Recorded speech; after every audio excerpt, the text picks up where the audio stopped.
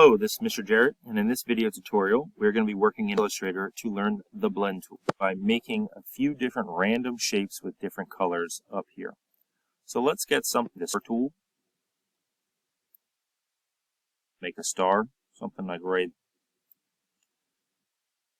Make another star and change the color. So just change the color now because this is still selected.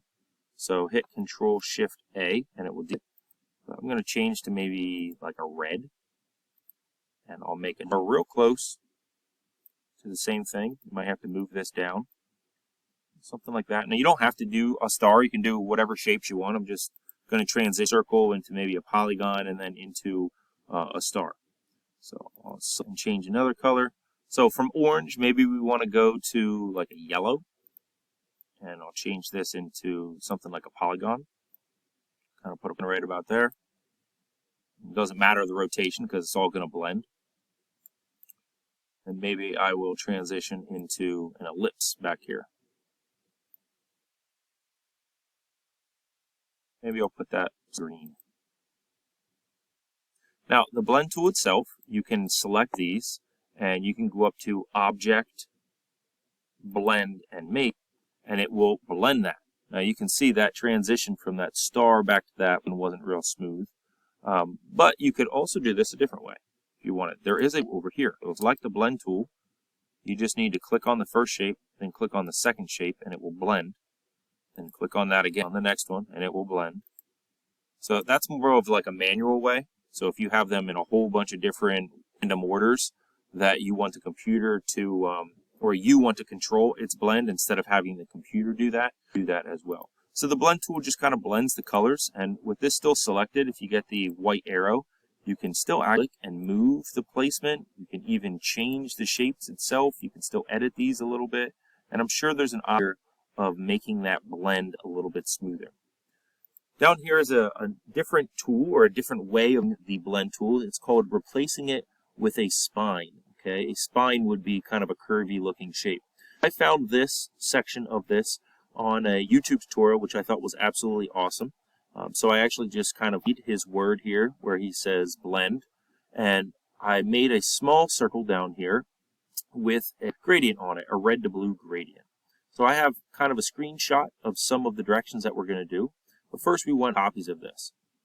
So I'm going to select this, and instead of going up to Object, Transform, which if you've never done that before, you can actually make copies instead of just moving it. It's kind of a strange thing.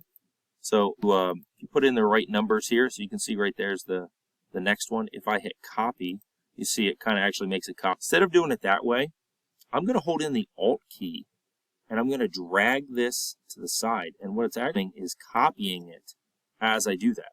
Now, when I moved it like that, it did the same thing, but we did that instead of going up to that drop down. And the cool thing here is you can repeat that movement, that copy and movement over and over. So when I go back up to Object, you see when it says Transform again, it's talking about making that same movement. So this is going to be a Control-D. So I'm just going to hold in Control and hit D. And notice it makes a copy. I'm going to do that a few times, get all the way across my screen here. Something like that. Now I'll select all of these. And I'm going to set these options. So I'm going to go up to Object, Blend, and Blend option. And I want to change this to specific steps, not smooth color, big steps, 50, and we're going to have this first one, this align to page, and hit OK. Now it doesn't look like it did anything because that was just the blending options. We now need to go up to Object, Blend, Make, and it's going to blend that across. Now here's the real cool thing. With this selected, we're also going to select this, so you can hold in Shift and just click on that so it selects both. Now we're going to go up to Object, Blend, and Replace Spine.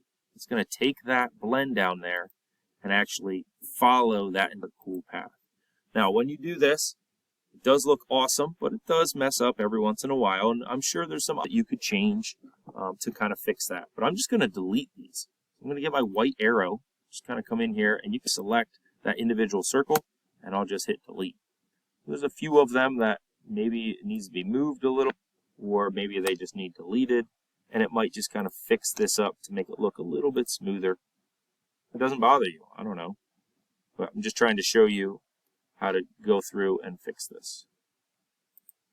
And by deleting these, I think I am messing up the steps.